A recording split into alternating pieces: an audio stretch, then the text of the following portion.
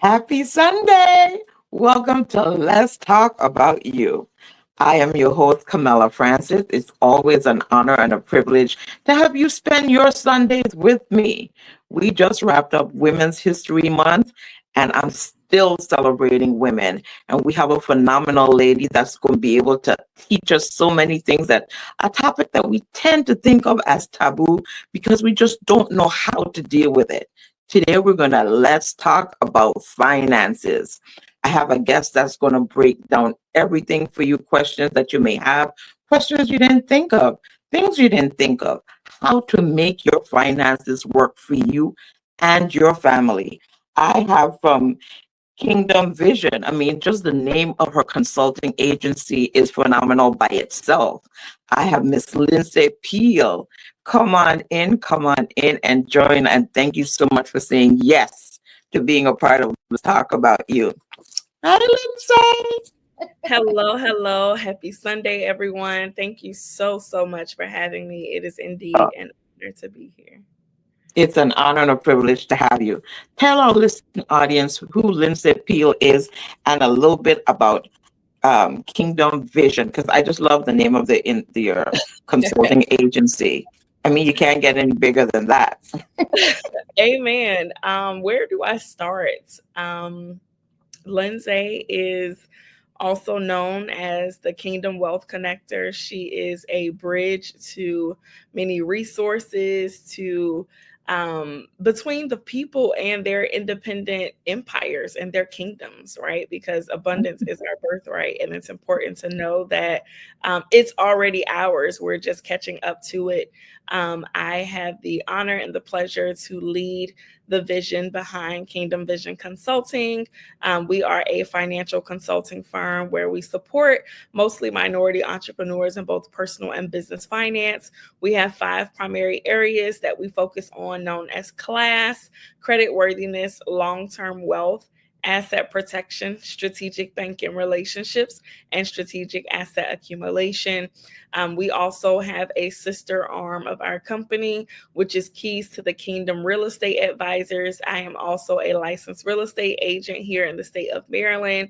So really being able to make sure that people who look like you and I, who didn't grow up learning about money, we weren't having these conversations at the dinner table. They definitely were not teaching us at school. My job is to make sure that we are being able to unlearn, to relearn, to learn how can we truly build generational wealth, but how do we start with ourselves? How do we make sure that Yeah. we are financially safe, financially whole, financially stable and secure so that we can build on top of that? No one wants to build a house with a rocky foundation. So, I am here to be that financial glue that we all need and sometimes don't even realize that we need.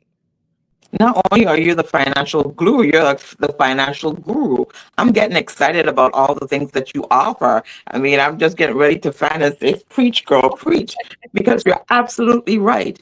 Conversations about finances were something that I never had at the kitchen table, the dining room table, when you're cooking, when you're cleaning. Those aren't things that me growing up, ever spoke about. And I always tried to change the trajectory. However, my knowledge with regards to finances has been limited. So I know that you being on this show is not only going to teach me, but teach our listening audience what it is that we need to know, especially people that look like us. And that's exactly what it is that I want to do here today. I mean, this show caters to everybody, but it's important for us to know how to handle things. So thank you. Thank you. Thank you. And I want us to start with just that. Where do we start? I mean, just a practical breakdown of what a personal financial planning looks like and how we can manage our finances effectively. Where do we start? Yeah, I love this question because most people will start immediately with the money. The budgeting is the most popular. But for me, I genuinely believe that it starts before you even touch a dollar, right? You have to understand your financial mindset. How do you feel about money? How do you think about money? What does money mean to you? I typically like to ask my clients, what was your first money story? How did you grow up around money? What did your parents or your guardians show you? What are those things, right, that help make us who we are today? Where did you get them from? Because a lot of times we are trying to treat the symptoms and not actually treating the root issue. So if you don't know who you are, how your mindset became what it is, where those habits originated from, then you're not truly going to be able to fix it at its core. You're going to find yourself putting band-aids on some of the challenges, right? So you got to start there. Who are you? What is your financial mindset? Asking yourself, what was your first money story? Being able to journey and reflect on that. Even go back and have conversations if your parents are still here, or your guardians are still here, asking them about some of the things that you remember as a child. For some of my clients, their stories are they grew up and seeing eviction notices on the door, or growing up and seeing past due, bills on the kitchen table, or seeing credit cards maxed out, or seeing families swipe, but always living paycheck to paycheck. And if you saw that was your story, a lot of times when you have those conversations with these adults now, that is their story, or at least some version of it, or at least it was, right? Maybe they have already evolved in that area, but you got to understand, where did the problem start for you? Yes. Now, once you're able to, to have those types of conversations and to understand who you are at the core of yourself and the foundation of your finances, then we can start talking about, well, where do you want to be? Right? Because even before you convince yourself to get disciplined enough to budget on a regular basis, you have to understand, who am I? Where am I going? Because some people need incentives, right? It's hard for some people to understand that living a wealthy life, it truly is a lifestyle change. And it's something that you embody regardless of what season of your life you're in. Even when the income is high or the income is low, or even if there's no income at all, when you have a financially wealthy mindset, you make things happen and you maneuver regardless of what's happening in your life. So you got to really get to the root of yourself, right? And that takes time. It's not something that you're going to do overnight. It's not something that you're going to go through one therapy session or one prayer session and you're going to be fixed. You actually have to invest the time and energy into growing and evolving mentally and emotionally to be able to truly manage your finances well, because how you spend your money is truly a byproduct of that. So once you get that squared away, right, now we can talk about truly creating a budget, right? What I like to call a blueprint for your dollars, because so often people look at a budget as restrictive, when really you're just creating a blueprint for your money to tell it what to do, so that your money doesn't tell you what it did, or so your money doesn't tell you what you can't do because of what we previously did, right? So we to understand the inflows and the outflows of our dollars. How is it coming in? But also, how are we putting it out there? What are those line items? Can we go back a little bit, though? I don't mean to interrupt you. When you said that we should have these conversations, I want to go back to, what age do you think that we should start having these conversations with our children? As an adult, so many times we tend to have it, well, Ma, why you didn't tell us that? But we're already grown. So how can we change things so that we don't continue on that same pattern that we ended up with? What age do you suggest that we start talking about it? That's a really great question. And to be honest, I say as early as possible, right? Just like we're teaching kids their letters and how to spell their name, we can teach them how to spell money, right? How do we spell wealth? How do you spell generational, right? We have to infuse it in the everyday things that they're learning.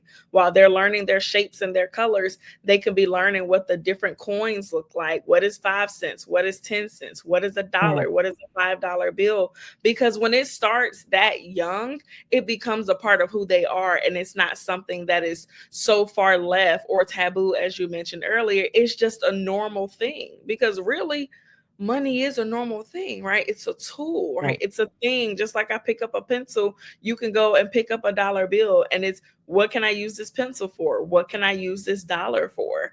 And when we start that early, really as early as 2 and 3, of just what money is, what the physical money is, as they're starting to read and learn how to comprehend books, then they can also start reading money books for kids, right? As they're Yeah. comprehending those things. So we can start as early as possible, right? That's how you really make sure that it's something that they can get comfortable with as they're growing up. Yeah, that's good because a lot of times we figure we should wait, but you're right. Just like when you're learning shapes, why not learn the how what currency looks like, so the currency we use. So I love that. And you're just such a wealth of knowledge. I mean, you just going with it, and I just so appreciate that. And when you're talking about budgeting, let's go back to that. You're starting to mention about when we have the budget and making our money work for us instead of we working the money, because it is a natural process. Having money is natural. Yeah. Yeah, I think the we have to look at a budget as just a guide, right? It's especially because I do a lot of work with entrepreneurs. I tell them often, you want to have a business plan for your business, right? Your business plan is a guide. You might not follow it to a T, but at least it's an outline of what needs to happen. When you think about a builder, right? Your contractors, they cannot start building that house until they have those blueprints that were developed by that architect. It's the same way with our money, right? We should not be out here just spending and swiping and giving our money away without having a plan for it. Because when you fall out of the lines of your plan, then you find yourself not knowing where you are financially. And we should always have a good handle on our money, because when we don't, right, we find ourselves in a space where we're frustrated, we're embarrassed, or we're sad, or all of the things, when sometimes we can control that, right? We just haven't, or we haven't been given the space and opportunity to show up in spaces to say, you know what, Lyndsae, I'm not really comfortable with this subject. I need some support. Lyndsae, I've never done this before. How do I even start building a budget? Yes.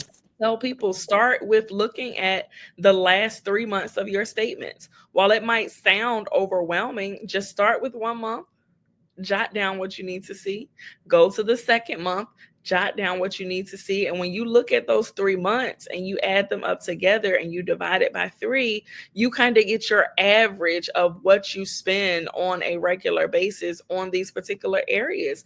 And you start from there. And it's budgeting and creating your blueprint for your dollars. It's not just about getting rid of everything that you love. It's not about not enjoying your life or getting rid of that Starbucks if you really, really love it or need it. It's not about saying, oh, I can't go on this trip, or oh, I can't buy that bag. But it's about making sure that you're creating space in your blueprint for those things that you love.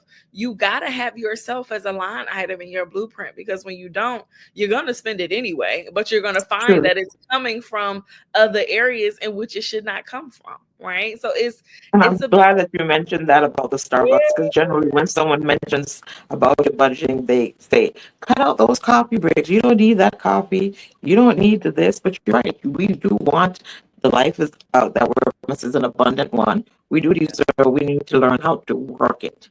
Right. yeah, So I'm loving this. yeah.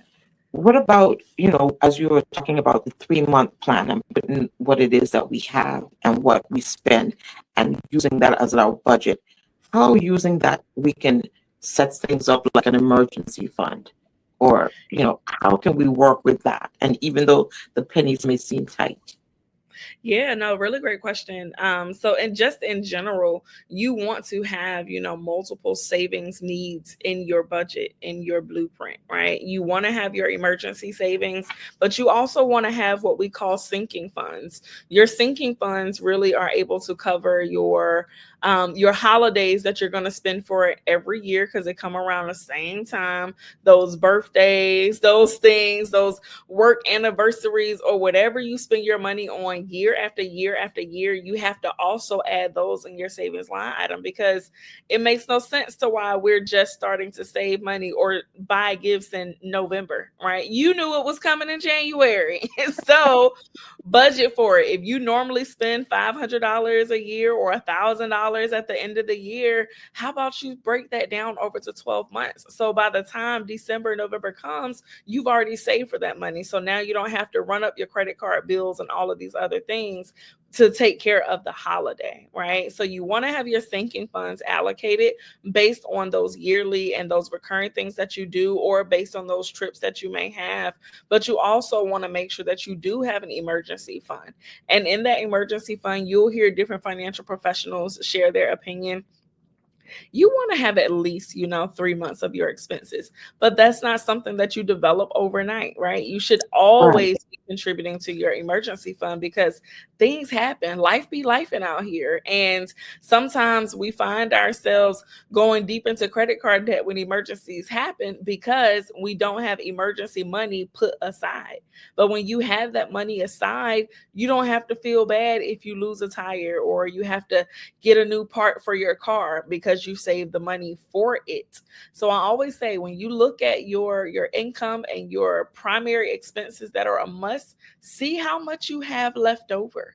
Based on how much you have left over, right? That loose cash flow, then you're able to assign a percentage of that cash flow to those categories. So you may say, hey, I have $500 a month left over after I pay all of my bills, all of my discretionary expenses, gas, groceries, etc. From that $500, how do I want to divvy that up? You want to put Mhm. some into your future investments, right? You want to make sure that you're putting some into your emergency fund. You want to allocate some to your sinking funds, and of course, you're going to want to spend some, right? And for somebody who might have 5 line items, that might be $100 per line item. Or for somebody else where you might only have 250 left over, you might divvy that up, into 5 if you so choose to. Or you may say, you know what, Lyndsae, right now I don't have a whole bunch extra for the investments, but I can at least put some money aside for my emergency fund, right? You just want to start somewhere. I So think just some start. just start. Even if it's $1, even if it's $5, you got to start, because those small things add up, right? A compound, just like interest, right? We pay compounding interest on these credit cards. So think about the Yes. compounding effect in the positive, right? If you're putting that $5 on another $5, and hopefully you have it in a high yield savings account where you're accumulating some decent interest, you'll find it working for you, and that money will grow. And a lot of times it won't even feel like you're losing anything. And that's a good point. Even start with the little bit that you have, even with the 200, 250. But when someone says, Lindsay, I don't even have that. I'm literally living from paycheck to paycheck. What is my point to make that uh, what I have work so I can breathe a little bit? Things are so tight. Great question. I think, one, it depends on a person's abilities. There are some people who are on disability and you can't do too much. There are some people on fixed incomes and you just don't have additional opportunities. However, for my average everyday folks who can move their bodies and they still have sharp minds, sometimes it's not a budgeting problem. Sometimes it's an income problem. And sometimes we need to figure out, how do we go and make more money? Do we need to ask for a raise? Do we need to change that job? Do we need to start a business on the side? And, yes, it's startup cost to a business, but we got to figure out, how do we go get more money? Because you can't cut out every expense, right? But you also can't be comfortable living paycheck to paycheck, because at some point we choose that, right? And I'm not ignoring or negating the systemic issues that we have financially, right? Because we can create a whole nother episode for that. However, we have a choice in 2025, right? When we think about the gig economy, right? There's Uber Eats, DoorDash, whatever you want to do. There's Turo. There are so many ways that we can go out here and make money. You have Fiverr, Upstart, so many other things where you can use your skills, your talents that you have, your expertise to go and generate more income. So if you are able-bodied and your brain is still functioning and you can make good decisions, we just need to alter how you're managing your time so that you can go and get more money. I think, Love the that. days are over of, and I know in my generation, right, we are no longer just staying at a company for 20, 30 years to retire. Because one, you're not going to get rich off of somebody's job. And also, Very two, true. those 1 to 2% raises every year just ain't going to cut it. It's just not going to cut it. And even when you retire, sometimes the little income that we have from retirement still got you living paycheck to paycheck. I got you. I got you. And you're absolutely right. So you're right. We need to outsource what it is that we can do. I love that. And I'm glad that you brought that to light, because so many times people's like, I don't know what to do. I live from paycheck to paycheck. How can it work? Do something. Move. I love that. I literally say this often in my credit classes. I say, oftentimes our families tell us, oh, don't go do this, don't touch the credit. But a lot of times the missing gap is that we don't have the credit education to give them if they're going to get these cards. I don't know how to tell you to take care of it. Or, and a lot of times we've had our own mistakes that we're trying to make sure that they avoid. But as Guilty you and guilty. exactly. Infinitely me. Handcrafted, intentional, timeless. Your dream come to life. That is the mission behind Kiki Creations. We're more than a decorating service. We put our all into taking in every detail of your vision and transforming that into breathtaking events. Whether you're celebrating a wedding, retirement, throwing a massive gala, or having an intimate dinner, let Kiki Creations create the moment of your dreams. Celebrate love, laughter, and the moments that really matter with Kiki Creations.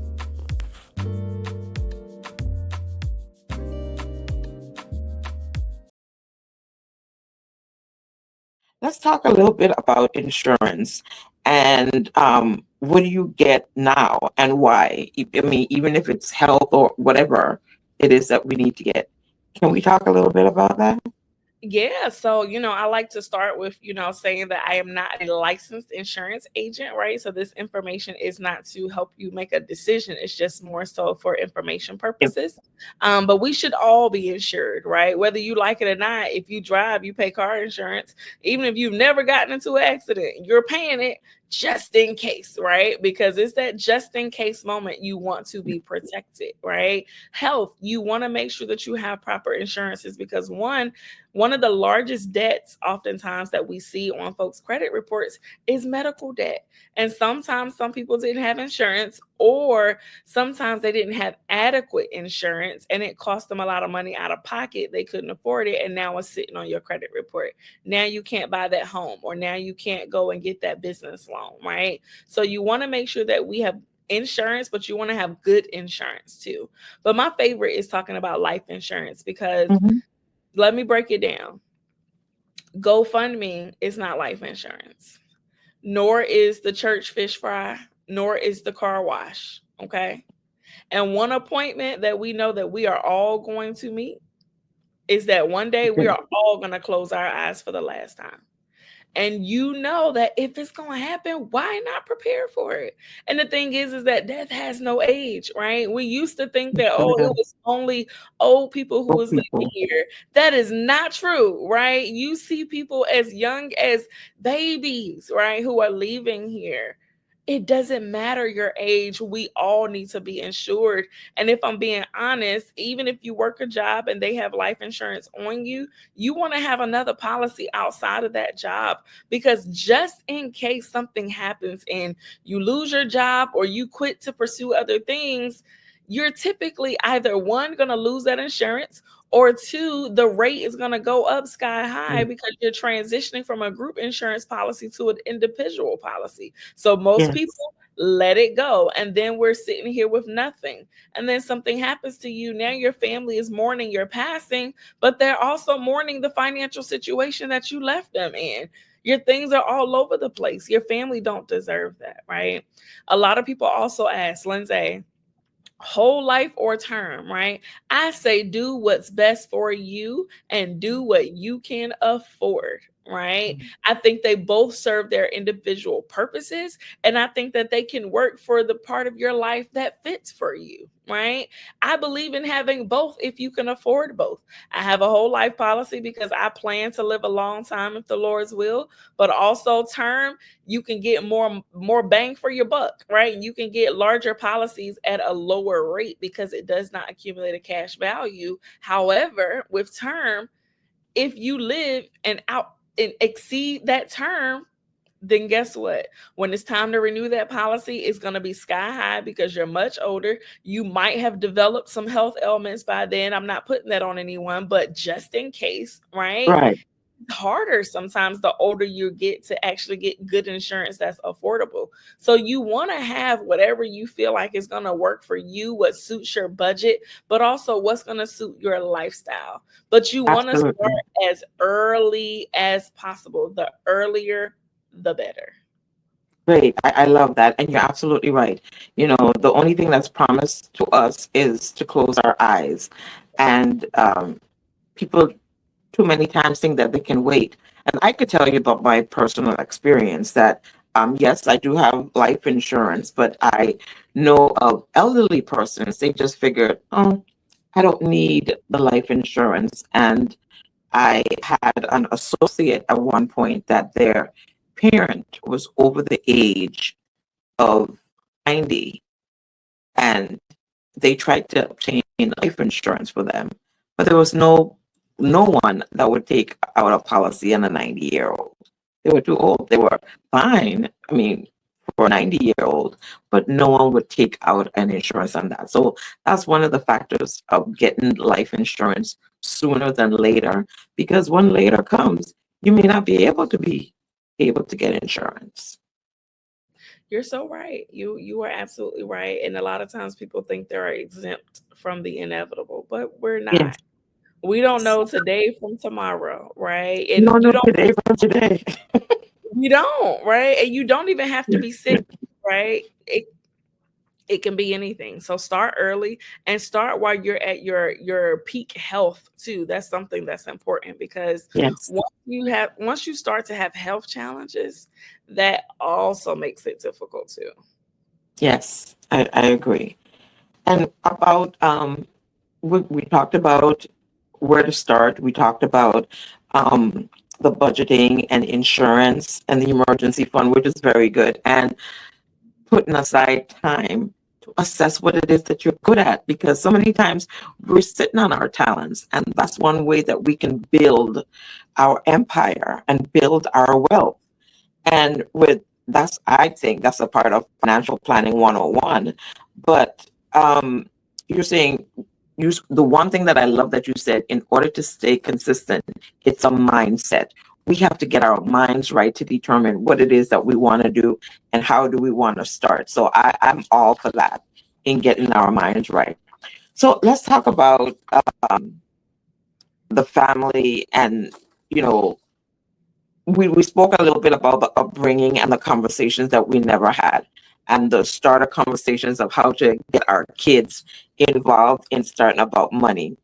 But what about money in the system, and assessment of how our financial relationships dealing with banks and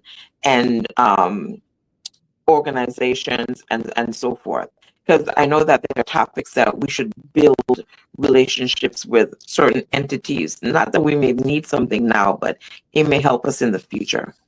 Yeah. I was told a little bit about that, and I know that you have lots of information about that. Yes. So for for those folks who have not had the opportunity to meet me, I am a former banker. So I spent a number of years in the retail banking space. So I worked pretty much in every role within a traditional bank branch, from a teller to a branch manager and everything in between, personal banker, business banker. And during my time in the industry, I noticed the importance of having a relationship with an institution and with a person there, right? And it's beyond just saying, "Oh, I have an account here. I make deposits and withdrawals." That's not a real relationship to me. That's very transactional, right? If you don't have a person that you can pick up the phone and call when you need something, or call to be educated on a product or a service, or even just financial education, then you don't have a real relationship. Okay. And a lot of times it's us in our communities who don't want the relationship. We don't have time. We walk in there, we make our deposit, we on the phone, we don't want to talk to the teller. She's saying, "Hey, can I introduce you to my banker?" "No, I'll come back." You never come back. "Oh, can we call you?" You never answer the phone or call them back, right? We're avoidant, right? But a lot of times too is we don't trust the institutions and the people in it. So we also have to acknowledge that. We also have to acknowledge, the disruption that the banking industry caused for us in our communities, especially many, many years ago, with predatory lending and, redlining and all the things. However, once you're educated on the past, you also have to be able to heal from it and grow from it, because we need these institutions, right? We need them. We got to have accounts. We got to use them for our credit accounts. When you need a mortgage, where do you have to go? You need a credit card, where do you need to go, right? When we think about these everyday financial tools and systems that we need access to, they usually originate from some sort of financial institution. So everyone needs a banker who can truly become a friend, right?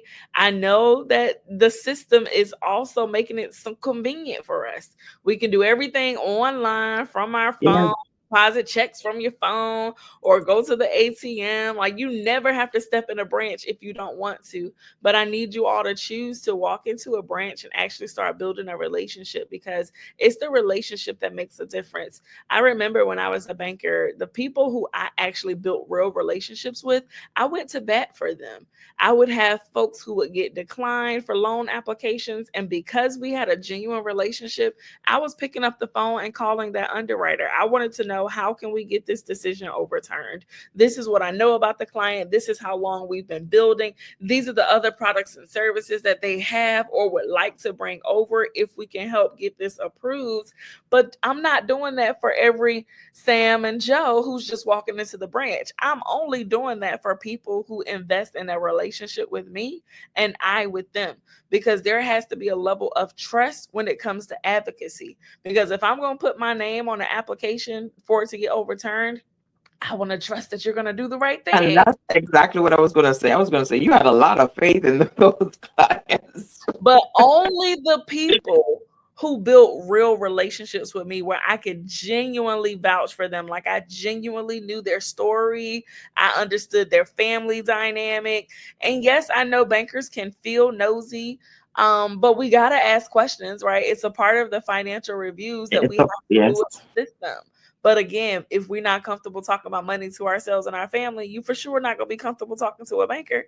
So, it's a part of preparing yourself to overcome your fears and your shame about what you don't know, so that you can genuinely build a friend in your banker. It makes a difference. And you're right, because we do have trust issues, and I know that I would have a lot of questions. And I guess when you said that, building the relationships, I'm thinking of those that I've had relationships with where I can't call on the phone. Can you tell me this, or can you tell me that? So you're right, it's very important. But what accounts and relationships are essential for personal or business or the like? What do Yeah. you suggest? So one, you got to have, a diverse portfolio. I believe in diversity. It's very important across institutions. I don't say, hey, choose a bank or a credit union. I say have both, right? Because they both have their individual benefits and they can support you in different ways. Usually your banking institutions are going to be more convenient. They got banks on almost every corner or every other neighborhood, right, for you to access. But also too, they're usually across multiple states, where if you're traveling, you can usually walk into a bank branch. Credit unions, depending on the state you're in and depending on the type of credit union, they might not be as accessible, but usually their rates are better when it comes to their interest rates, both, on credit products, but also even on the accounts that you are holding your money in. A lot of times they may be more lenient when it comes to credit decisions, and their credit unions are less salesy because they're nonprofits, right? Right. And their sales goals and metrics look very different from that of an institution. But whatever institution you choose, you want to have a couple of key accounts. So we call this the high five method when it comes to banking accounts. So you want to have at least 2 to 3 checking accounts. You want to have your primary checking account for your bills. This is the account that you're using for all of your bills. You want to have a spending account because if you're going to be spending, you don't want to be spending your bill money. Okay. You also want to have your emergency savings account, right? That's very, very important. You also want to have your long-term savings account for any type of investments. Like for me, I love real estate. So my long-term investment account is for real estate purposes. So when I accumulate a certain amount of money, then I'm like, okay, well, what can we buy this year? And then you want to kind of have that account that operates as your short-term savings, or that account you use as your sinking fund savings for your trips, your, those Christmas presents, those birthday presents, those things of that nature. So at least 5 primary accounts. However, you don't want to have more accounts than you can take care of, because we don't want accounts that's just because I got those 5 accounts, Lyndsae said, but now all of them overdrafted. Right. And we got a problem. Only have what you can maintain. Yes. Okay, I'll repeat. Only open up what you can maintain. And what I do is I split my direct deposit across those accounts, right? I got my bill money. I know what I need to pay per month for my bills. So I got that split in half per paycheck.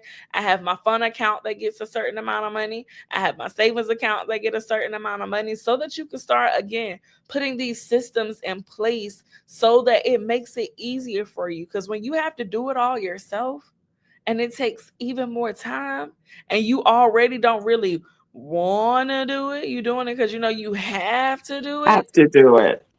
Then you're not going to do it if it's too hard. If it's too inconvenient, you're not going to do it. So split that direct deposit.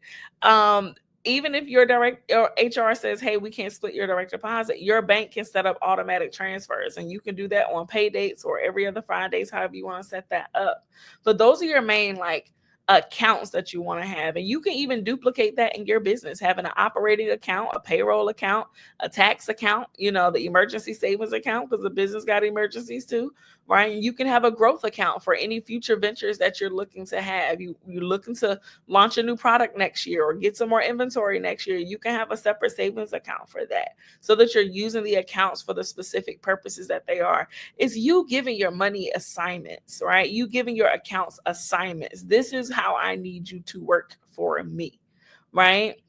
Those are just accounts, though. You want to also think about credit accounts. I know we haven't gotten into credit yet, but you want to have, at least, 2 credit cards, right? You want to at least have on your record alone, right? Because that diversity also helps to build your credit score.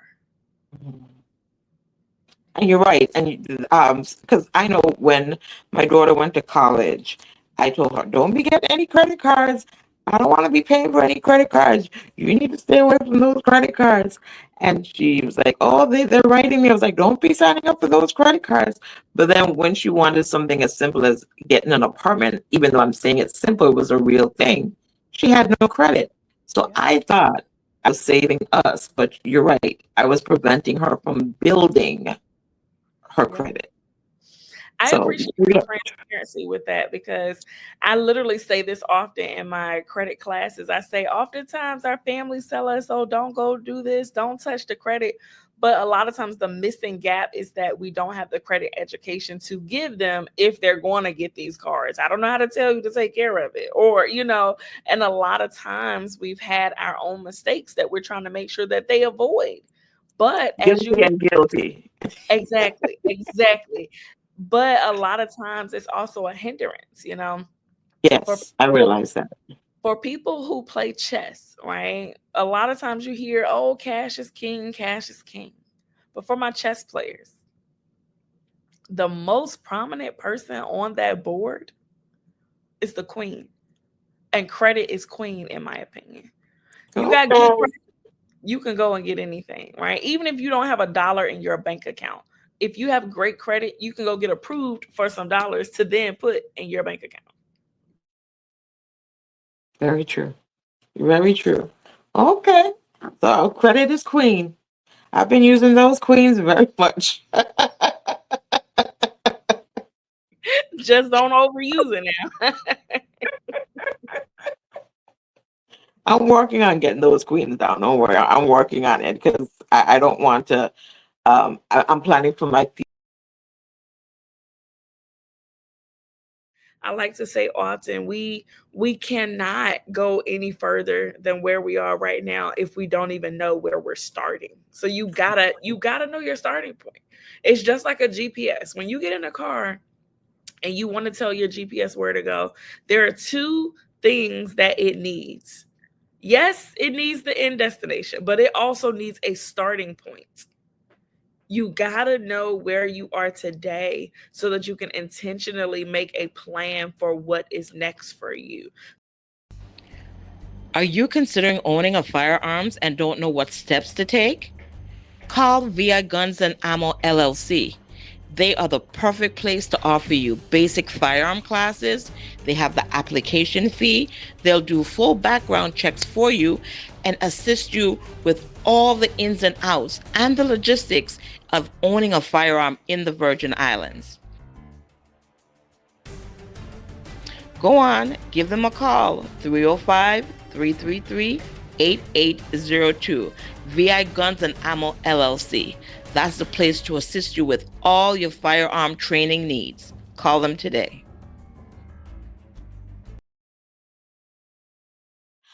Let's talk about future finances with estate planning, not just real estate, the trusts, the wills.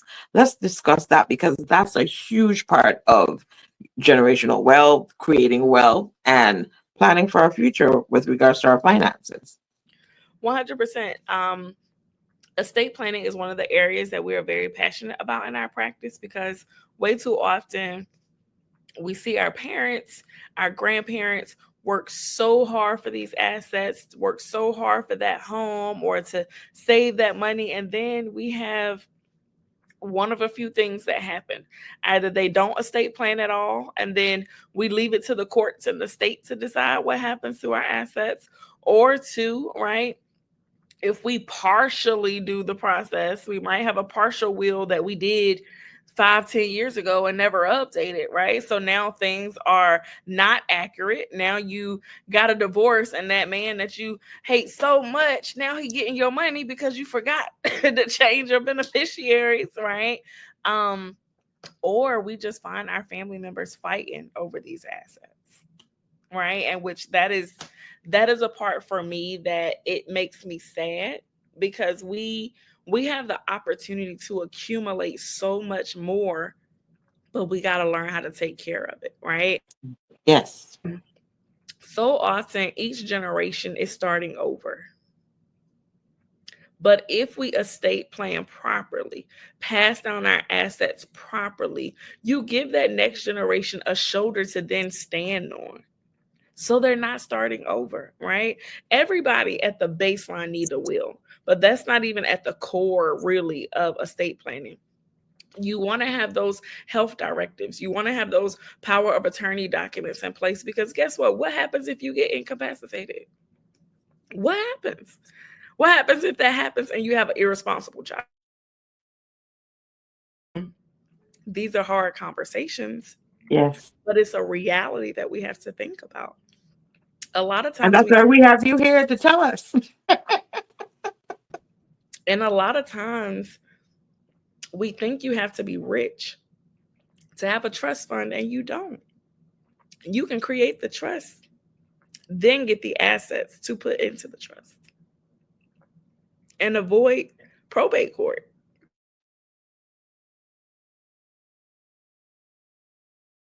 Because having a will doesn't exclude you from going to probate. Having a trust does. That's exactly right. But also, too, with the trust, you avoid those inheritance taxes when you're passing it down through that vehicle. So it makes it much easier for you to pass down those assets that you've worked so hard to go and get. And that's very important to know, because a lot of times people they hear about the wills and on a trust, and it was like, I don't have anything to put in a trust. So is it only real estate that people put in trust, or is it just asset? What do people put in a trust? Great question.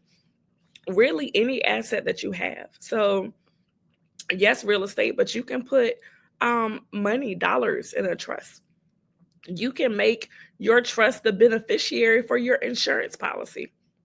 So let's just say something happens to you, and the money that your average person would get as the beneficiary, that money can go directly to your trust.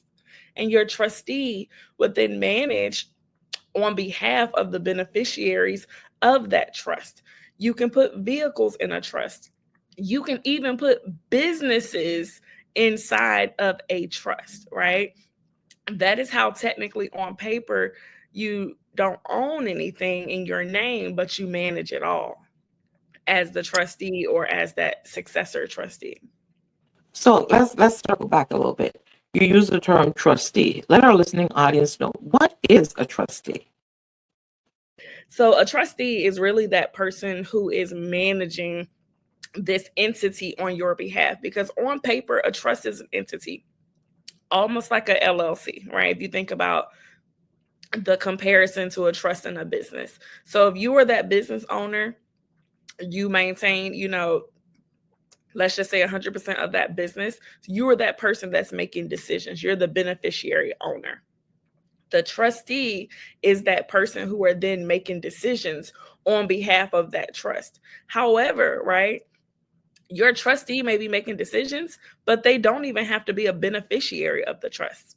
So when you have a trust, you have a trustee, which is that managing person, and then you have beneficiaries, and they receive ultimately the benefits of that trust.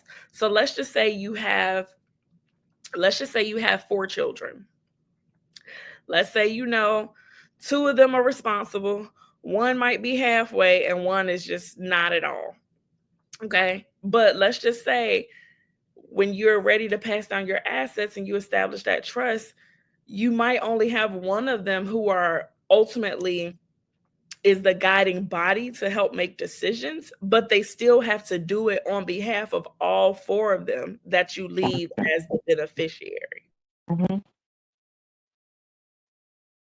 But also too, for my people who don't necessarily have children or don't have responsible children, you can have external bodies operate as your trustee, but still have your family be the beneficiaries. So you have lawyers who operate as trustees often. You can have organizations that manage your trust on your behalf as a trustee, but any assets within that trust would still be left to take care of those beneficiaries that you have written down inside of that trust. That's good to know, because I think that that's one of the questions that many people may have, because they don't understand what a trust does. And I think you broke it down for us really well. And how does when so you are already outlined about how the trust can be outlined and set up to protect the family, help the family, because the trustee will be the one to go forth and do whatever it says within the trust. Um, One question that I know some people may have, okay, so after I pass, and even though I have a trust, how do I know that they will do what needs to be done in my trust? I I mean, mean, well, you would never know. The point is, you would never know. But yet, I put this person in charge to take care of what needs to be done. essentially, you don't know, because you're not here. However, right, when it's identified and outlined on paper, that is the instruction that you are then leaving. And to be honest, right, if you don't fully trust whomever you're considering to have as your trustee, then they're not the person to have as your trustee.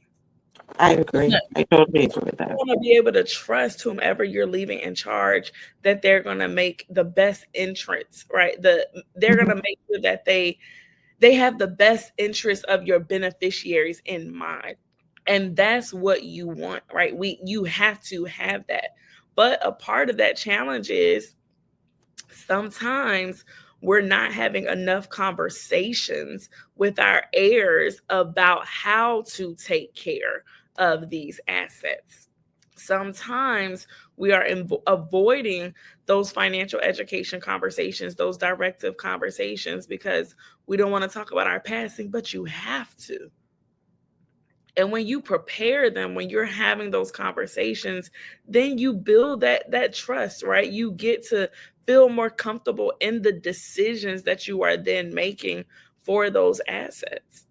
But we got to talk about it. You know, my parents had me after the age of 40, so they are in their 70s now, and we talk about money all the time, right? I know what they want to happen with their assets, and they trust me enough. But we've been talking about money my whole life, right? So it's not a taboo conversation for me. It's not something that I'm uncomfortable with. But I have also proven that I am trustworthy too, and that also makes the difference as well. Well, you said something interesting there, and your line of work shows what it is that you've been prepared.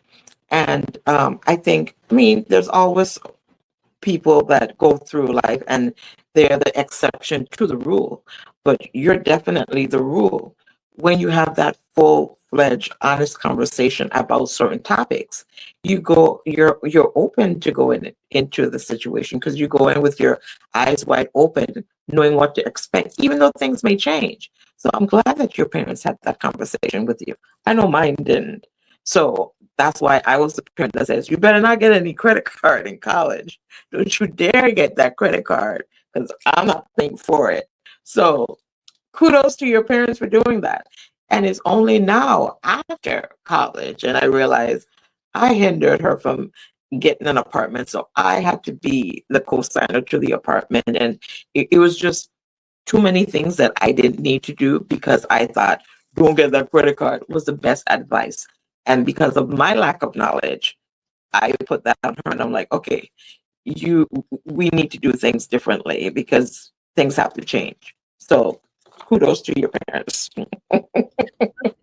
I kudos to you for your honesty and transparency, because sometimes too, parents are not always open to acknowledging their downfalls, right? Or when they didn't necessarily give the best advice. But because you can acknowledge that, that makes a difference.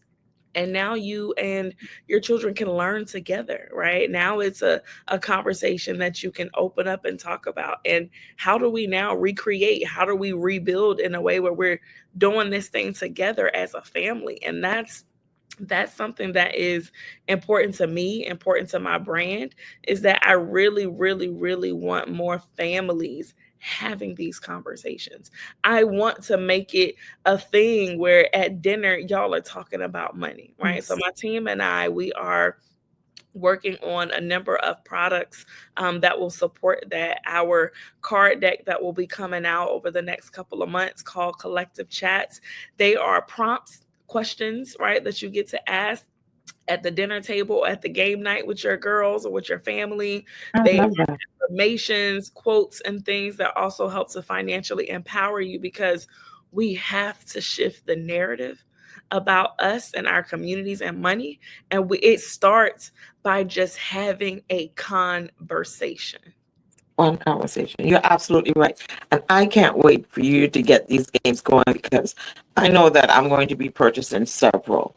I also a manager of girls group. I'm a mentor for a girls group, and I truly believe in telling them now that they're younger girls, and some are teenagers getting ready to go to college, about the importance of money. And because I've learned not only from my daughter, I've brought people in like yourself to teach them and teach me things that I don't know. So I really, really believe in having those conversations, and your games, definitely. So before we go on to the next point, our listening audience, I know that they want to know, how can I reach hear more about Kingdom Vision. So is there a website?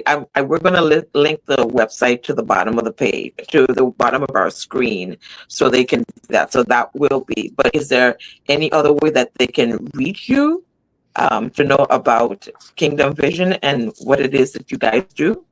Yes, yes, yes. Thank you so much for asking. So you can definitely check out our website, www.kingdomvisionconsult.com. You also can follow us on Instagram, LinkedIn, and Facebook at Kingdom Vision Consult. Please also subscribe to our newsletters. We have information going out every single week that will be impactful to you, to your business, and to your family. You can also follow me personally on Instagram at the Kingdom Wealth Connector. I'm also on LinkedIn, Facebook, all of the things. And we're here to support you. We're here to help you start that conversation so that you can then take these topics, these nuggets that you are learning, to then empower your family and empower your community. Oh, I'm so glad I'm checking off everything and writing it down because I'm signing up for your newsletter. I'm signing up for everything because I need to know. And this has been such an informative, educational conversation. And I love the fact that you're so full of youth and you have such a wealth of knowledge. So you're doing the thing, my sister friend. You are doing the thing, and I salute you. I truly salute you and your team, and you putting all of this together to help people that look like you and just people on a whole, because conversations about money is something that I don't know why we're afraid to have, but we are. And I'm glad that you're breaking those barriers. I'm glad that you're breaking down those barriers. Thank you. Thank you. Thank you for allowing me space on your platform to share the gospel of good money management and Yes. habits and all of the things. Thank you. Trust me, the way that you were bringing it forth, it was as if you were bringing forth the gospel, because I was ready to just put my handkerchief off and say, preach, sis, preach. I mean, you just came in here running. You hit the ground running, and I was getting excited. And I had to remember, I had to stay seated because they need to see my face. I was really ready to get up and just start praising because you were just hitting all the buttons. Thank you. Thank you. Thank you. Thank you. This is my ministry. This is my call, Amen. and I have to be obedient, and it's an honor every day to wake up and to be able to do this work. So thank you. Oh, absolutely. When my daughter came to your conference the other day, she was like, "Ma, I have the perfect person. I'm going to see if she will say yes, but she has everything that you were talking about and you want to know about. I think she'll be great for the show." And I was like, "Well, don't tell me. Find her, reach her, do what you have to do. I want her."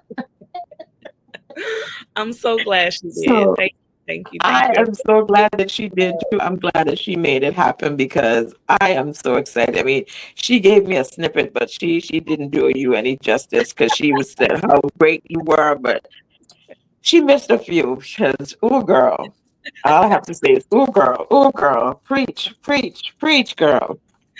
Thank you so much. Thank you. Thank you. Thank you.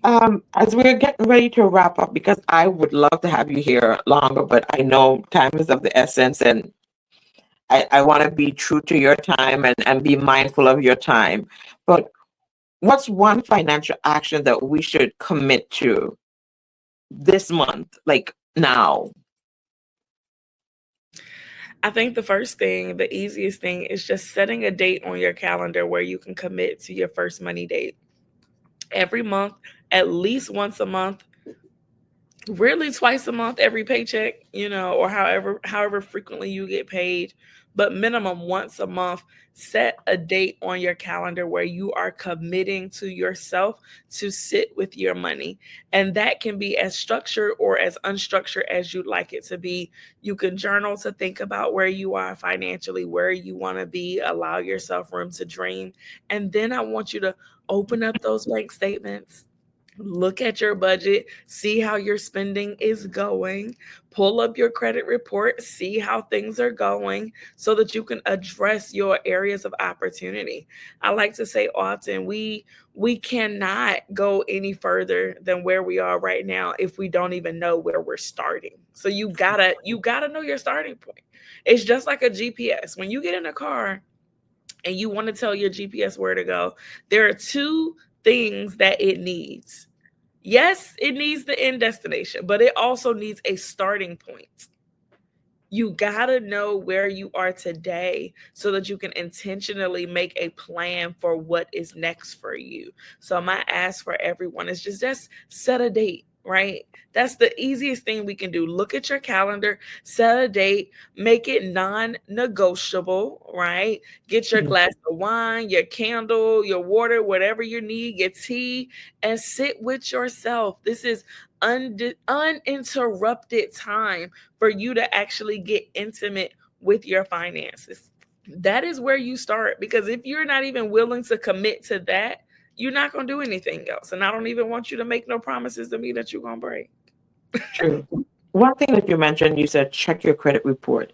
Are there outlets that people's like, I don't want to check my credit because I don't want it to put a ding on my credit, or I don't want to have to pay or stuff for something to get my credit, to see what my credit score is? Yeah. Like, Yeah, no, outlets to do I've that? heard that before too, right? And you only get really dings on your credit, like hard inquiries, when you're applying for something, right? And you have a lender who's doing a hard inquiry on your credit report. So for you to check it with any platform that you use, it'll be a soft inquiry. There are definitely some free resources out there. So you can get a free copy of your credit report from all three bureaus from annualcreditreport.com. Annualcreditreport.com. It'll give you the free PDF or printout of all three reports. Now, those reports will not have your score. However, they're still important because it gives you the components of your report that ultimately make up your score. But for scoring purposes, I love Experian. They have a free account that you can use. Yes, they have a paid version, but you can just use the free version. It'll give you your Experian score. It give you updates throughout the month. Every time you have a credit account that updates, literally any and everything that you need, it will teach you about credit, teach you how to manage it.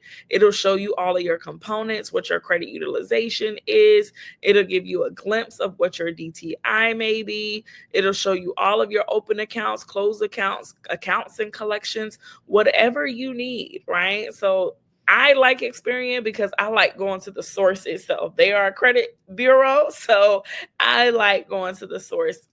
The main reason why, I try to help people steer away from Credit Karma when it comes to your credit score is just because of the scoring model. They don't use the same FICO scoring model that most of your credit bureaus will use. So sometimes your score will be a little off. It can be higher than it really is, or it can be lower than it really is. But to get the most accurate picture, I think Experian is the best option.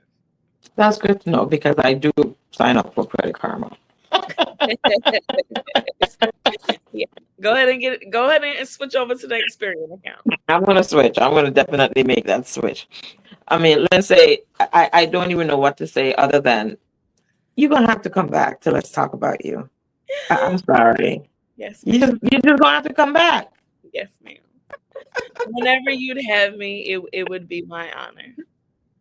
And other than everything that we spoke about, what is one thing that you want us to know, or what is your closing point for us today? Because you had so much information with regards to estate planning, where to beginning, how soon to begin. Help child, just like how you help them with colors, you help with identifying coins, the different types of insurances. It was just information upon information upon information. And I just like the fact that you're not only that you're knowledgeable, you're passionate about it. You're so passionate about it. So leave our listening audience with just a closing thought. Oh man. Your future self needs you. So every decision that you make today, it is directly going to impact who you become, what you have, as you grow, as you evolve, right? You have to believe that you are worth the investment so that you can allow yourself to actually invest in yourself. And even when it comes to your dollars, right? You cannot save yourself to generational wealth. As you get into the habit of saving and being able to do it and seeing your bank accounts increase, you also have to start investing, whether you're investing in real estate, whether you're investing in the stock market, whether you're investing in other business entities and interests. You have to invest in something. And in my opinion, it needs to be diverse. Do some of all of it, right? Because there's a time for all of it. And your 401k is not enough. So don't just say, oh, I have a 401k. Lyndsae, it's not enough. You got to invest outside of your 9 to 5. And for my entrepreneurs who are out there listening, you got to start ASAP because you are your retirement plan. Yes. Thank you. Thank you so much. Thank you, our listening audience. We're here with Lyndsae Peele from Kingdom Vision Institute. And am I saying it correctly? Kingdom Vision Consulting, it's all the same. Kingdom Vision. Yes, Kingdom Vision Consulting. And I just want you to look it up, go on her website, follow her, subscribe to that newsletter, because we need to get our minds right about money, not only because of what we're going through now, but because our future self is depending on it. Thank you, listening audience. I'm so glad that you spent your Sunday with us. And remember to continue, stay blessed on purpose. I love that. Have a great one, everyone. Happy Sunday.